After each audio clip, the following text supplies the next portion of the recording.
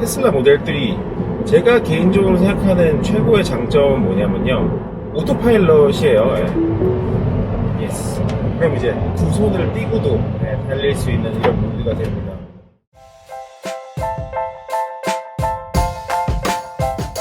안녕하세요, 생스터입니다. 반갑습니다, 여러분.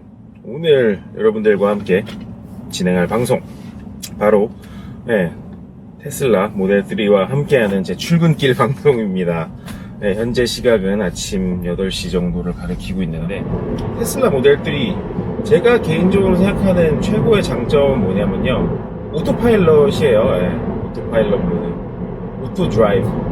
그러니까 사실 오토 드라이버와 오토 파일럿이 두 개가 차이점이 있긴 한데요. 뭐냐면은요, 오토 드라이브는, 그러니까 셀프 드라이브, 자동, 그러니까 운전을 알아서 해주는 셀프 드라이브니까 그런 개념이고요. 또 파일럿은 원하는 지점까지 내비게이션을 동반을 해서 아예 모셔다 주는 그런 포인트 A부터 포인트 B까지 연결해주는 홀 컨셉. 지금 터널 들어가고 있습니다.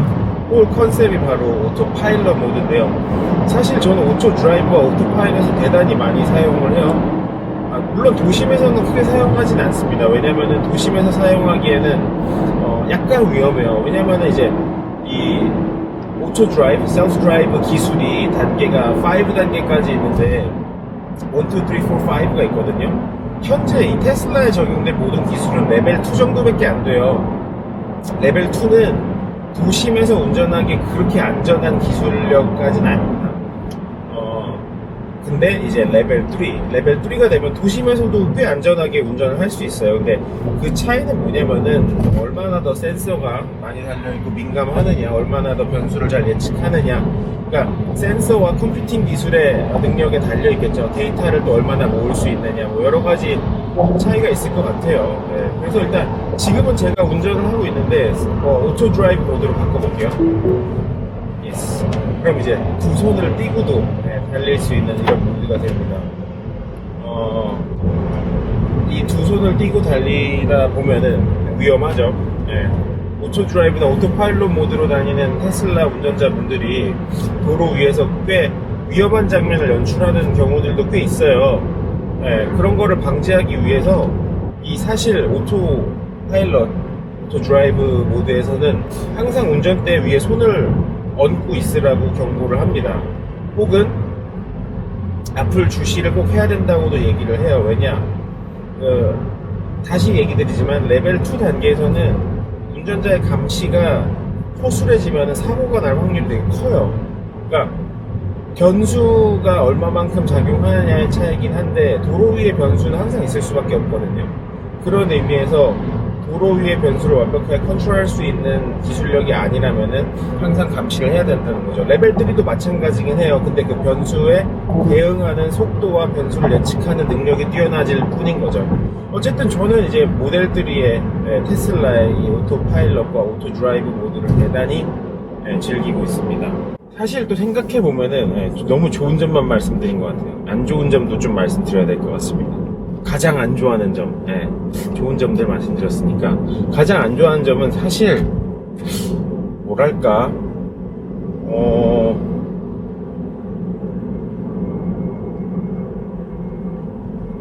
없어요. 그리고 사실 단점이라면 배터리가 단점이 될 수가 있는데, 사실 뭐 딱히 불편함 못 느꼈거든요. 미국은 물론 인프라스트럭처가 많이 갖춰져 가고 있고, 내연기관에서 전기차로 패러다임이 이미 넘어가고 있습니다. 많이 넘어왔어요. 왜냐면 거의 모든 자동차 메이커들이 전기차 모델을 다양한 라인업을 통해서 내보내고 있고요. 실질적으로 전기차의 판매가 어떤 차종들의 경우는 경쟁 차종에 비해 압도적으로 판매가 많기도 하고요. 그리고 사실 미국 같은 경우는 이제 오바마 정권 때 그 연비 마일리지, 가스퍼 마일리지를 통계를 기준치를 확 높였어요. 사실 모든 자동차 회사들이 그 기준치에 맞춰서 모델을 만들어야 하는데, 그 이유는 사실 탄소 배출량이랑도 연관이 깊거든요. 탄소 배출량을 맞추기 위해 연비를 기준을 확 높였어요. 이 정도 연비 이상의 통계가 나와야 된다. 원 가솔린 like 가솔린 한 통당 마일리지가 얼만큼 이상 나와야 된다라는 통계가 기준이 확 높아져가지고 사실 이제 그 통계를 맞추려면은 정말 말도 안 되게 억지로라도 전기차 옵션들을 내놓을 수밖에 없게끔 만든 것도 있거든요. 사실 되게 잘한 정책이라고 봐요. 그래서 현대자동차도 뭐 그런 의미에서 전기차로 많이 넘어왔어요. 그 이후로 전기자동차는 사실 현대가 조금 더 빨리 선점을 했으면 좋지 않았겠나 이런 생각을 하는데, 수소전기차에 대한 저의 생각은 사실 약간 부정적이거든요. 수소전기 자동차의 기술 자체에 대한 부분에 회의적이라기보다는 사실 전기차와 수소차의 큰 차이는 이제 그거거든요. 그러니까 전기를 어떻게 충전을 하느냐 이 차인데, 이제 수소 전기차는 수소 연료를 통해서 이제 전기 제너레이트를 하는 거고, 전기는 전기를 받아서 하는 건데, 그리고 수소가 다니면서 공기 정화를 하는 뭐 그런 피처도 있어서 되게 좋다라는 건 모두가 알고 있죠. 그리고 수소차가 조금 더 무거워요. 조금 더 무겁고 마일리지가 조금 덜 나가고요, 전기차에 비해서 현재는. 그런데 이제 수소차에 대해서 제가 약간 부정적인 이유는 패러다임이 수소 전기차로 지금 넘어가지 않는 시점이거든요. 사실 수소 전기차는 전기차 이 다음에 이야기예요. 사실 한 단계 다음. 근데 이제 이 단계를 건너뛰고 다음 단계로 넘어간다고 바로 하는 것이 과연 옳은 일인가에 대한 의문이 살짝 드는 거죠. 제 개인적인 생각으로는. 왜냐면은 이 전기차 시장 이 패러다임이 이제 넘어가는 상황이고, 시장이랑 모든 것이 이제 구축이 된 다음에 이제 거기서 경쟁이 이루어지고, 기술 경쟁이 이루어지고, 뭐 가격 경쟁이 이루어져서 이제 발전이 이루어지고, 시장이 확대된 다음에 그 다음을 논해야 되는 상황인데, 뭐 계단을 두 개를 쓸데없이 한 번에 올라가는 것이 아닌가. 그 이유는 왜냐면 전기차로 패러다임이 다 바뀌었어요. 그런데 수소전기차 시장이 형성 자체가 안 돼 있는데 제대로 왜 수소전기차를 막 확충을 하고 국내, 한국에서 만들어가지고 그럼 어디다 팔 거예요? 말이 안 되잖아요. 그러니까 한국에서 뭐 정부에서 지원해주고 어쩌고저쩌고 한다고 해도 한국 경제는 뭐 많이들 그러잖아요. 내수로 해결할 수 있는 경제 시스템이 아니잖아요. 물러갈 수 있는 시스템이. 결국엔 수출을 해야 되는데, 한국 외에 다른 나라에서는 수소전기차 인프라스트럭처가 없어요. 그리고 사람들이, 기업들이 그거를 지금 당장 원하지도 않을 테고, 가스에서 전기로 바뀌는 것만 해도 엄청 큰 패러다임 시프팅인데, 이거를 전기차에서 수소차로 또 바꾸라고 우리가 만드니까 하라는 건 말이 안 되잖아요. 그리고 우리가 뭐 우리나라 정부 보조금으로 지어줘가지고 얼마나 지을 수 있겠어요. 전기차는 제가 충전에 별로 불편함이 없다고 말씀드릴 수 있는 이유는 그냥 아울렛 있으면 갖다 꼽으면 돼요. 돼지코만 있으면 아무 데서나 꼽아도 되고, 굳이 엄청 멋있는 테슬라 충전기 없어도 돼요. 테슬라 충전기로 하거나 혹은 이제 테슬라 슈퍼차저라고 있거든요. 그걸로 하면은 30분이면 제로에서 80%까지 차요. 그래서 사실 전기 충전 그거 어떻게 하냐 뭐 걱정 많이 된다 이런 소리를 하시는데, 제 개인적인 경험으로는 저희 집 파킹랏 거라지에도 이미 충전기가 없거든요. 저는 회사에서 충전하거든요, 밖이나.